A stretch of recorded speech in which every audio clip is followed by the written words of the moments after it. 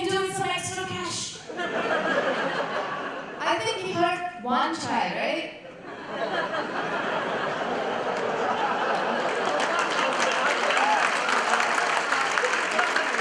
2018 flew by so quickly, right? And everyone was talking about political correctness. People are so scared of the word fat. You know, I went to the doctor this morning. The doctor saw my weight and he said, "You're obese." I was so relieved. I was so worried he was going to say I was fat. And in local news last year, I don't know if you heard this, there was a record number of wild boar sightings in Clearwater Bay Country Park, right?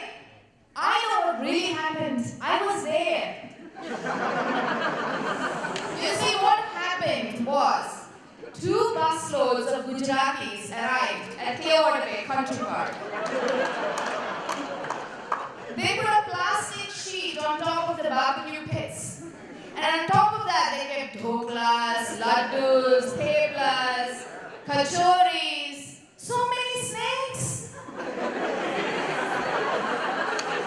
Of course, all the wild birds keep running, saying, "Achhi din aa gaye." But you know the best part of 2018 for me were my travels. You know, I travel a lot. You know what they say, right? Behind every successful man, there is a woman using his credit cards. My first travel was Thailand. You know, I think Thailand is the only country in the world where entertainment will always be a growth industry, right? A friend of mine joined us, right, from India, and he told his mother that he was going to Bangkok to visit all the temples.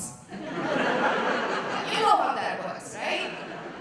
So his very religious mother, when he came back, she said, "So, how are the temples? Which gods do they pray to?" So my friend said, "Oh, Mom, there are so many goddesses in Thailand. But you have to be careful. Sometimes a god dresses up as a goddess just to trick you. And then you have some very hard choices to make."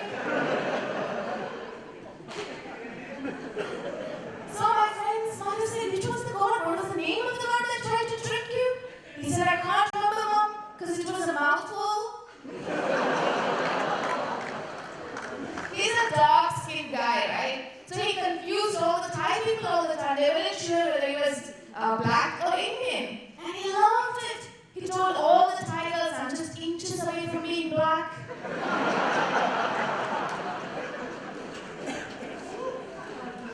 After Thailand, I went to Italy. It was so hot. So hot. I thought I was going to melt away. But as you can see, that didn't happen. But you know the organized tours in Italy, right? They're so friendly, so friendly. Not like in Germany.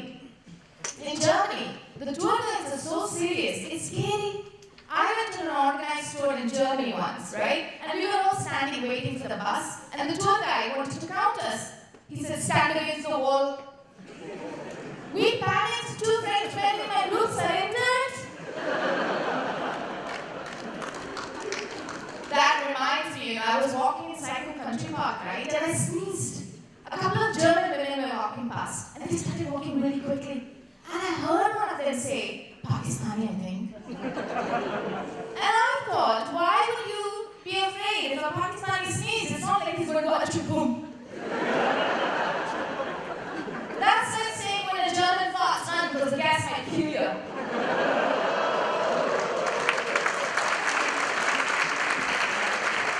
I'm pretty sure there are no Germans in this house tonight. Talking about Pakistan, a friend of mine went to Pakistan recently. Rest in peace. No, just kidding. He came back, and you know what he said to me? It was hellish in Pakistan. I said, "No, you don't say that. Hell and Pakistan are not the same. You need a visa for Pakistan." I love that joke. Makes me feel so Indian. The other thing I loved about Italy is how everyone drinks from the public water fountains. See, that for an Indian is completely amazing. Because in India, what do you think is a water fountain? It's probably a guy on the other side of the wall pissing on you. Talking about us Indians, we legalized gay sex recently. How cool is that? Yeah.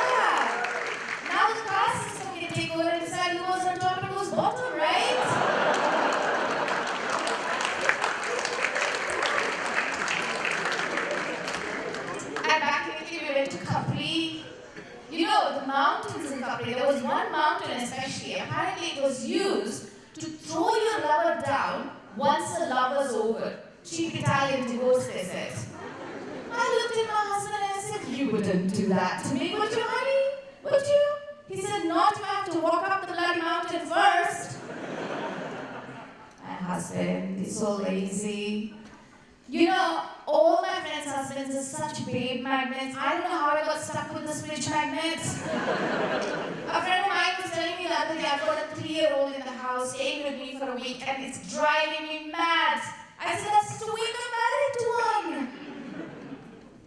It was Valentine's Day last month, right? My husband is very, very romantic on Valentine's Day. He takes a helper out for dinner. You know, we go to the movies, right? Every year. This year, accidentally, we went to the same movie. He got me red roses. Yeah, he knows I'm allergic and he thinks it's fucking hilarious. You know, this is the common thing, right, between Italians and Indians. We speak blunt, no filter at all. An Italian lady, right, she came up to me and she said, is your husband well hung? I said, well, I tried, but the rope snapped. The British, we think are politically correct, turns out they're not. True story, right? After one of my performances, an English lady came up to me and she said, you are hilarious. The way you say bloody, you can never offend people with that accent. So I said, what if I said fuck you? She said, oh my God, you're so cute. Now you know why the British stayed in India for so long, right? When they first came in, they actually said, bloody bastards, fuck off. And they said, oh my God, you're adorable. No, I said this joke in England and they were not happy. I think this whole British occupation of India is a big miscommunication. I think they came to us politely, they said, should we stay or should we go? And we went. My son, he came back from Australia for a long holiday, right? When my son first went to Australia, we were so worried he would come back a racist. I said this to my Australian friend and she said, oh my God, I don't know where this Australian racist root has come from. Must be the bloody immigrant, she said. My son, you know, he's fluent in Chinese, right? And he always thought that he was going to have a Chinese girlfriend and he could practice his Chinese. But now he has an Australian girlfriend and he can't even practice his English.